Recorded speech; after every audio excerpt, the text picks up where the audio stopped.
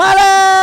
วตอนนี้น้ำแตกกระจายทั้งสองเหล่มสองลำคู่ขี้สูสีเบิ่งบ่ออกบอกว่าถือว่าเป็นไผพ่อแม่พี่น้องเฮาตอนนี้ยังอยู่จากตำหับส้มไปน้ำกันพ่อแม่พี่น้องที่อยู่ทั้งบ้าน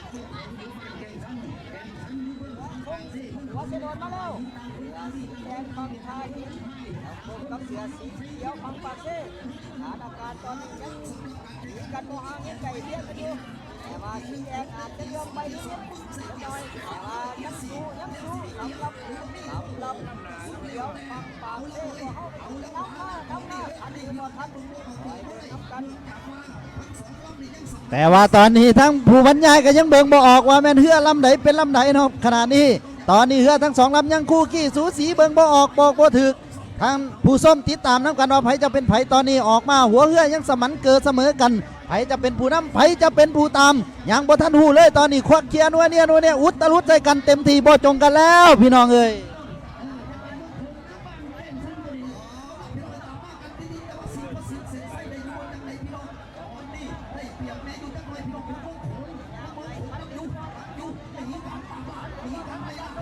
สี่ท่านหรือบ่ท่านจังไรกระยาตอนนี้คอยน้ำเจ้าเดียวนำเข้าไปเด็กเข้าไปเจ้าเข้าไปพี่น้องเขายาสุท่อยาสุถอยยาสุท่อยาสุถอยหนีห่างตัวไรก็ยังตามอยู่ตอนนี้บรรยากาศส่งเรือของพวกเขา